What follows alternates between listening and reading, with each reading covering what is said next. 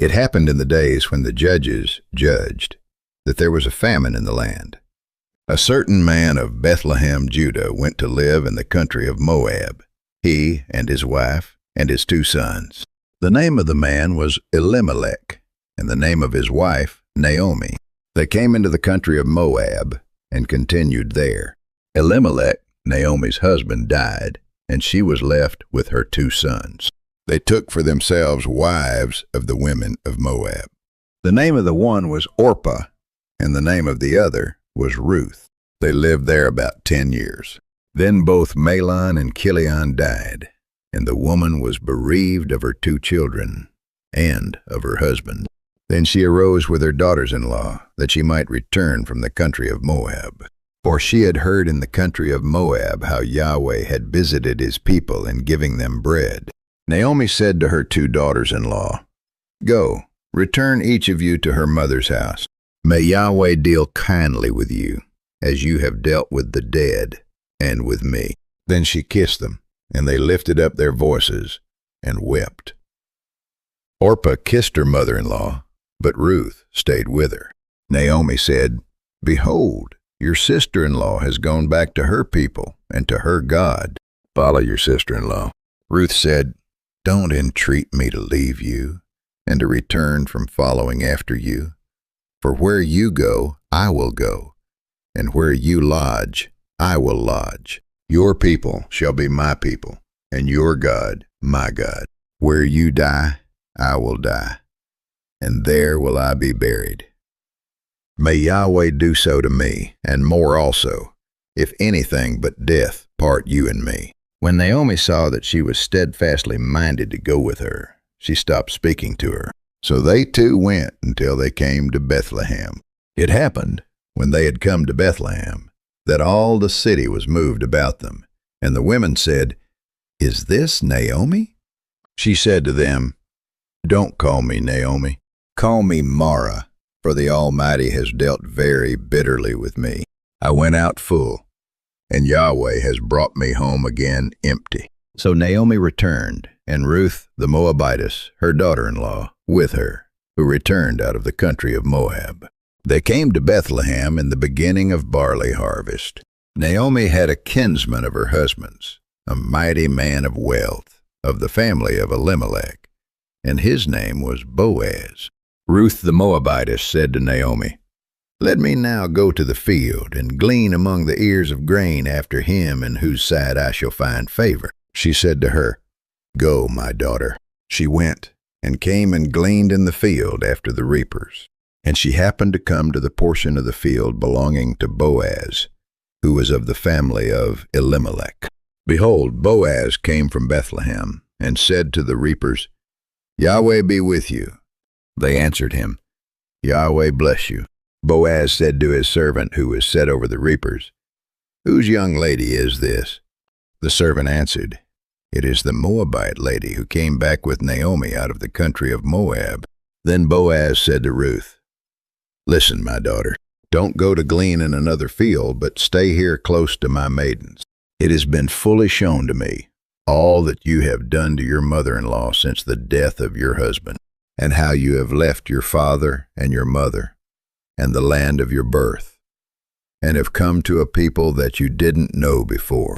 May Yahweh repay your work, and a full reward be given you from Yahweh, the God of Israel, under whose wings you have come to take refuge." So she stayed close by the maidens of Boaz, to glean to the end of barley harvest, and of wheat harvest, and she lived with her mother-in-law. Naomi, her mother-in-law, said to her, "My daughter, shall I not seek rest for you, that it may be well with you? Now isn't Boaz our kinsman, with whose maidens you were? Behold, he winnows barley tonight on the threshing floor. Wash yourself therefore, and anoint yourself, and put on your clothing, and go down to the threshing floor." She said to her, "All that you say I will do." Ruth went down to the threshing floor, and did according to all that her mother-in-law told her. It happened at midnight that the man was startled and turned himself, and behold, a woman lay at his feet. He said, "Who are you?" She answered, I am Ruth, your servant. Therefore spread your skirt over your servant, for you are a near kinsman. He said, May you be blessed by Yahweh, my daughter. You have shown more kindness in the latter end than at the beginning, because you didn't follow young men, whether poor or rich. Now, my daughter, don't be afraid. I will do to you all that you say, for all the city of my people knows that you are a worthy woman. Then Boaz went up to the gate and sat down there. Behold, the near kinsman of whom Boaz spoke came by, to whom he said, Come over here, friend, and sit down. He turned aside and sat down. Boaz said, Naomi, who has come back out of the country of Moab, is selling the parcel of land which was our brother Elimelech's. If you will redeem it, redeem it. He said, I can't redeem it for myself, lest I endanger my own inheritance. Take my right of redemption for yourself, for I can't redeem it. So Boaz said to the elders and to all the people, You are witnesses this day that I have bought all that was Elimelech's from the hand of Naomi. Moreover, Ruth the Moabitess, the wife of Mahlon, I have purchased to be my wife, to raise up the name of the dead on his inheritance, that the name of the dead not be cut off from among his brothers, and from the gate of his place. You are witnesses this day. All the people who were in the gate and the elders said, We are witnesses. May Yahweh make the woman who has come into your house like Rachel and like Leah, which too built the house of Israel. So Boaz took Ruth, and she became his wife, and he went in to her. And Yahweh enabled her to conceive, and she bore a son. The women said to Naomi, Blessed be Yahweh, who has not left you this day without a near kinsman, and may his name be famous in Israel. He shall be to you a restorer of life, and sustain you in your old age. For your daughter-in-law, who loves you, who is better to you than 7 sons, has given birth to him.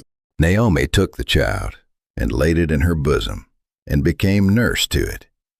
The women, her neighbors, gave it a name, saying, There is a son born to Naomi. They named him Obed. He is the father of Jesse, the father of David. Now this is the history of the generations of Perez.